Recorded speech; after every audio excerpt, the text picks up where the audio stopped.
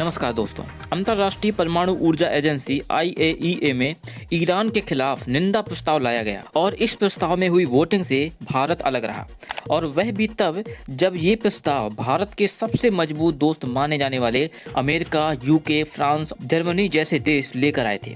और भारत के इस कदम के कई कूटनीतिक मायने इस समय निकाले जा रहे हैं कि आखिर ऐसा हुआ तो हुआ क्यों? क्या भारत और ईरान के रिश्ते अब मजबूत होने जा रहे हैं? और अगर हम यहाँ पर IAEA की बात करें तो यह एक ऐसी एजेंसी है जो कि परमाणु ऊर्जा के इस्तेमाल पर नज़र रखती है कि इसका इस्तेमाल पीसफुल तरीके से हो रहा है या फिर नहीं हो रहा है। और यह एजेंसी इस बात पर ध्यान देती है कि परमाणु ऊर्जा का इस्तेमाल शांति के लिए हो, न कि हथियार बनाने के लिए। ईरान के खिलाफ अमेरिका, UK, फ्रांस और जर्मनी की ओर से ड्राफ्ट निंदा प्रस्ताव शनिवार को लाया गया था और अमेरिका ने यह कहा था कि ईरान के पास 3 ऐसे स्थल मौजूद हैं जिस पर वह पूरी तरीके से स्पष्टीकरण नहीं दे रहा है और वहां पर वह क्या कर रहा है इस बात को छुपाने की कोशिश कर रहा है। वहीं ईरान के अधिकारियों का कहना यह है किसी भी तरीके की गुप्त और परमाणु गतिविधियों को अंजाम नहीं दिया गया है और पारदर्शिता के लिए ईरान में 40 से अधिक निगरानी कैमरे हमेशा चालू रहेंगे। और इस प्रस्ताव के पक्ष में 30 देशों ने वोट किया, जबकि रूस और चीन ने प्रस्ताव के खिलाफ मतदान दिया।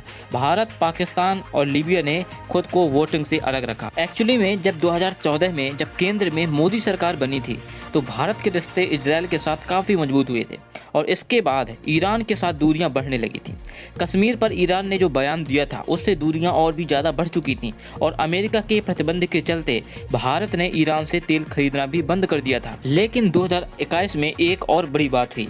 भारतीय विदेश मंत्री S जयशंकर 1 महीने के अंदर 2 बार ईरान गए और जयशंकर के दौरे के बाद दोनों देशों के बीच में रिश्ते बेहतर होने की पहल हुई। और हाल ही में ईरान के विदेश मंत्री हुसैन आमिर 3 दिन के दौरे पर भारत आए थे और इस दौरान उन्होंने भारतीय विदेश मंत्री S जयशंकर, NSA अजीत डोभाल से मुलाकात की। और अगर देखा जाए तो अंतर्राष्ट्रीय परमाणु ऊर्जा एजेंसी IAEA में आए प्रस्ताव पर भारत ने वोटिंग न करके एक तरीके से ईरान की मदद की है। और ऐसे में यह सवाल उठता है कि ईरान की भारत ने आखिर मदद क्यों की? इसके 2 बड़े कारण बताए जाते हैं। एक समय था जब ईरान भारत का तीसरा सबसे बड़ा तेल आपूर्तिकारक देश था और 2019 के बाद भारत ने तेल लेना बंद कर दिया और इसके पीछे अमेरिकी प्रतिबंध को कारण बताया जाता है।